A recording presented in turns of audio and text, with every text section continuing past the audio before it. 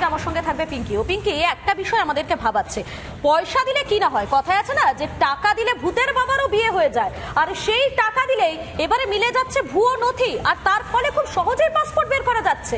একদম পাসপোর্ট যেন এখন জল ভাত, রাজ্যের যে কোনো জায়গায় পাসপোর্ট আপনি পেয়ে যেতে পারেন, শুধু আপনাকে দিতে হবে কিছু টাকা। এবং পুলিশ ভেরিফিকেশনেও কার্যত কারচুপি। কারচুপি কেন বলবো, সর্ষের মধ্যেই ভূত, কারণ এই পুলিশের হাত ধরেই হয়ে যাচ্ছে কার্যত কারি ভুয়ো পাসপোর্ট একদম হাতে চলে যাচ্ছে। এবং সেই ভুয়ো পাসপোর্ট তৈরির জন্য 1 বা 2000 নয়, টাকাটা 5 বা 10,000ও আটকে নেই, প্রায় 25 থেকে 30,000 টাকার বদলে জাল শংসাপত্র পাওয়া যেত। আর সেই জাল শংসাপত্র নিয়ে খুব সহজেই পাসপোর্ট তৈরি হয়ে যেত। প্রশ্ন হচ্ছে, এই পাসপোর্টগুলো কাদের হাতে যেত? এই পাসপোর্টগুলো কি যারা জঙ্গি তাদের কাছে যেত? তারা কি দেশ বিরোধী কাজে আরো ভালোভাবে তাদের যে ছকটা, সেই ছকটা সাজাতে পারতো? এটাই তো সব থেকে বড় প্রশ্ন। আর তার থেকেও বড় প্রশ্ন, এই বাংলা, এই রাজ্য কি জঙ্গিদের একেবারে স্বর্গদ্বার হয়ে যাচ্ছে? এখানে এসে বসে পাসপোর্ট তৈরি করা, ভুয়ো নথি তৈরি করা ভীষণ সহজ হয়ে যাচ্ছে। আর সে কারণে কি বারবার এই বাংলাকেই টার্গেট করা হয়েছে? আমরা এই বিষয় নিয়ে আজকে আলোচনায় আসবো, তবে শুরুতেই আপনাদেরকে একটা বিশেষ রিপোর্ট দেখাই।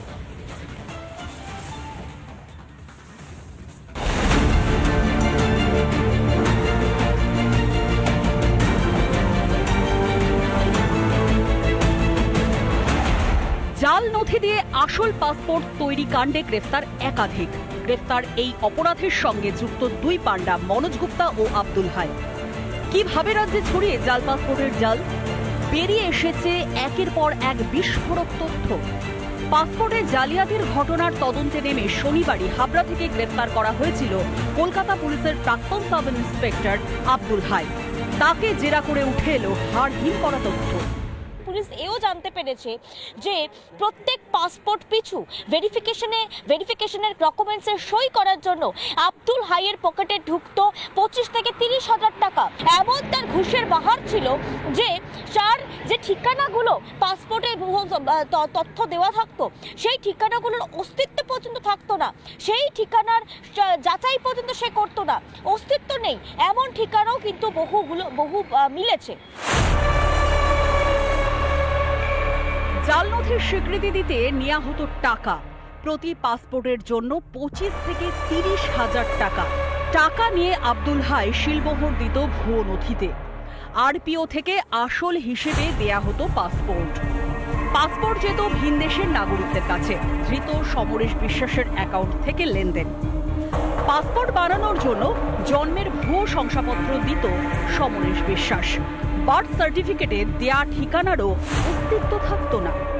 বাইরের দেশ থেকে আসা নাগরিকদের এই দেশের নাগরিক বানিয়ে এই দেশ থেকে অন্য দেশে কার্যত চালান করে দেওয়া হতো। 52টা, মোট 52টা পাসপোর্ট আব্দুল হাইয়ের হাত থেকে বেরিয়েছিল, এবং যে পাসপোর্টগুলো ভুয়ো শংসাপত্রের ভিত্তিতে রেডি হয়েছিল এবং সেগুলো আরপিওর কাছে গিয়েছিল, আরপিও থেকে ইস্যু হয়েছিল। তাই শুধুমাত্র কি আব্দুল হাই, নাকি আব্দুল হাইয়ের মাথায় আরো কোনো বড় হাত ছিল যেটা এই চক্রকে চালাচ্ছিল? এটাও কিন্তু পুলিশ জানতে চাইছে। এক কথায় দেশ এবং পশ্চিমবঙ্গকে জালিয়াতির মাধ্যমে শিকেই তোলার দায়িত্ব নিয়েছিল এই অসাধু চক্র। জাল নথির পাসপোর্ট চলে যেত অনুপ্রবেশকারীদের হাতে বা দুষ্কৃতীদের হাতে। অতীতে যে কাজ বামপন্থীরা করেছেন সেই একই জুতোতে পা গলিয়ে দিয়েছেন মমতা বন্দ্যোপাধ্যায়, কিন্তু সিপিআইএম একটা সংগঠিত দল হওয়ার কারণে সেটা নিয়ন্ত্রণ করত তারা, আর এরা অনিয়ন্ত্রিত হয়ে গেছে। এখানে একদম সরাসরি টাকা নিয়ে করে দেওয়া হচ্ছে, এবং এ কারণে বহু জঙ্গি তৎপরতা এ রাজ্যে বাড়ছে। কেন্দ্রীয় সরকার জানানোর পরেও কিছু করা যায়নি। বারাসাত আর মধ্যমগ্রাম হচ্ছে সবচেয়ে বড় হাব। যা কিছু হচ্ছে তৃণমূলের স্থানীয় নেতাদের জ্ঞাতসারেই হচ্ছে। যৌথভাবে অনুপ্রবেশকে ঠেকাবার জন্য যে সমস্ত প্রশাসনিক পদক্ষেপ নেওয়া দরকার সেগুলো নিন, সেইগুলো না নিয়ে একে অপরকে দোষারোপ করে প্রকৃতপক্ষে জঙ্গিবাদদেরই প্রশ্রয় দিচ্ছে। শুধু কলকাতা নয়, ভুয়ো নথি দিয়ে পাসপোর্ট তৈরির তদন্তে নেমে চোখ কপালে ওঠার অবস্থা কলকাতা পুলিশের। আন্তঃরাজ্য চক্রের হদিশ পাচ্ছেন তদন্তকারীরা। তবে কোনো জঙ্গি সংগঠনের কাছে এই ভুয়ো নথির পাসপোর্ট গিয়েছিল কিনা তা নিয়ে তদন্ত শুরু করেছে পুলিশ। পিঙ্কি অধিকারীর রিপোর্ট, রিপাবলিক বাংলা।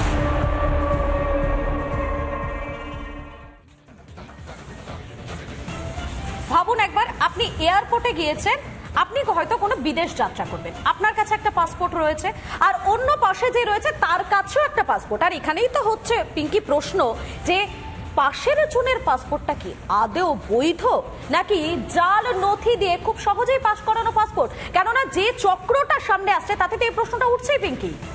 একদম, আমরা এই নিয়ে আলোচনায় থাকবো। তবে মধুকল্পিতা, একটা প্রশ্ন আমাকে খুব ভাবাচ্ছে। মধুকল্পিতা, পাসপোর্ট করতে গিয়েছো তো, পাসপোর্টে ভেরিফিকেশনের জন্য তোমাকে, আমাকে, সাধারণ মানুষদের কতটা স্টেপ বাই স্টেপ পুলিশ ভেরিফিকেশনের মাধ্যমে, এবং এখানেই তো প্রশ্ন উঠছে যে পুলিশ ভেরিফিকেশনে কিভাবে এই বিষয়গুলোকে মানে ইগনোর করে দেওয়া যায়, কিভাবে সরিয়ে দেওয়া যায়, সেটা নিয়ে তো সবথেকে বড় প্রশ্ন। আর এই নিয়ে আলোচনায় এসে যারা যারা স্টুডিওতে উপস্থিত রয়েছেন আমাদের সঙ্গে প্রত্যেকের সঙ্গে আলাপ করাবো। রয়েছেন রাজনৈতিক বিশ্লেষক দেবাশিস চৌধুরী রয়েছেন আমাদের সঙ্গে, এবং রয়েছেন অধ্যাপক ঝন্টু বড়াইক। আমি প্রথমে দেবাশিস বাবুর কাছে আসবো। দেবাশিস বাবু, যে কথাটা পিঙ্কি বলছিল, এই যে পাসপোর্ট ভেরিফিকেশন, সেই ভেরিফিকেশনে সব থেকে মানে অন্যতম গুরুত্বপূর্ণ একটা ভূমিকা থাকে পুলিশের, যে নথিগুলো, সেই নথিগুলো দেখা, সমস্ত কিছু। তাহলে এতগুলো হাত বদলে কিভাবে একটা মানে জাল নথি পাশ হয়ে যায়, সেটা কি কিছুই পুলিশ প্রশাসন বুঝতে পারে না? দেখুন, আমি জানি না, আপনাদের প্রতিবেদন কিছুদিন আগে ছিল রাজীব কুমার, মানে পুলিশ অধিকর্তাদের একদম টপ, ওনার নাকি একটা বক্তব্য ছিল যে পুলিশ ভেরিফিকেশন লাগে না। আমি জানি না প্রশাসন কোন জায়গায় দাঁড়িয়ে আছে। রাজীব কুমার বলছেন পুলিশ ভেরিফিকেশন লাগে না, আবার ওনারই পুলিশ আবার আব্দুল হাইদের মতন এনাদের সব রিটায়ার্ড পুলিশ কর্মীদের, এসআইদের অ্যারেস্ট করছে। আমার ব্যক্তিগত মতে যে আব্দুল হাইজ যে যেটা আপনার প্রতিবেদন দিলেন, উনি রিটায়ার 2023-এ রিটায়ার করেছেন, আর একদম পুরো এসআই হয়ে রিটায়ার করেছেন। তার মানে উনি প্রমোটেড ছিলেন, মানে উনি কনস্টেবল হিসেবে জয়েন করেছেন খুব সম্ভবত। মানে একজন খুব চুনোপুটিকে অ্যারেস্ট করা হলো, তাও কবে, যখন ওনার রিটায়ারমেন্ট হয়ে গেছে, 1 বছরের উপর রিটায়ারমেন্ট হয়ে গেছে। তার মানে কি পুলিশ জানে এই বিষয়বস্তুগুলো কি?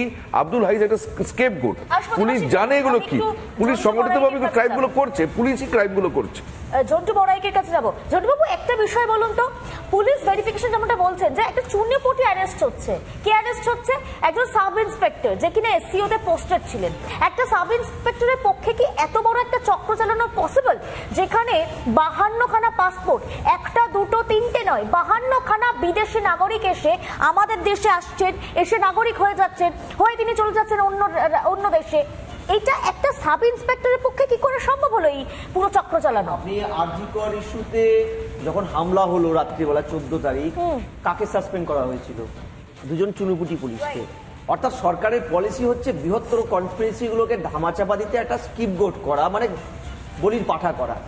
পশ্চিমবঙ্গে এই বেআইনি পাসপোর্ট, তারপরে আধার কার্ড, ভোটার কার্ডের একটা কুটির শিল্প চলছে।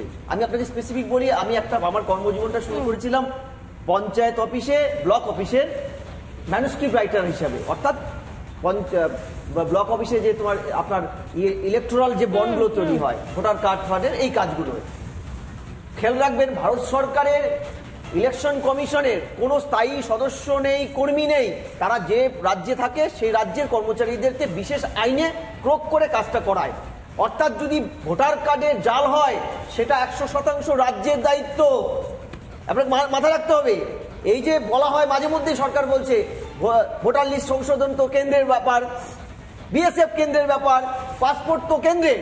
আমি বলছি কেন্দ্রের হতে পারে, কিন্তু কো ফেডারাল স্ট্রাকচারে রাজ্যের এই জায়গাতে আমার একটা বিষয় রয়েছে, একটা মত রয়েছে বলতে পারেন, যে বিষয়টা কেন্দ্রের হতে পারে, ভোটার কার্ড সেটা কেন্দ্রের ব্যাপার, বিএসএফ কেন্দ্রের ব্যাপার, দায় ঠেলাঠেলির একটা রাজনীতি চলবেই, কেননা এটা একটা অংশ রাজনীতির, যে কেন্দ্র রাজ্যের ঘাড়ে দায় ঠেলবে, রাজ্য কেন্দ্রের ঘাড়ে দায় ঠেলবে। কিন্তু ঝন্টু বাবু, এটা যখন সুরক্ষার কথাটা আসছে না, তখন শুধুমাত্র রাজ্যের সুরক্ষা নয়, পুরো দেশের সুরক্ষা।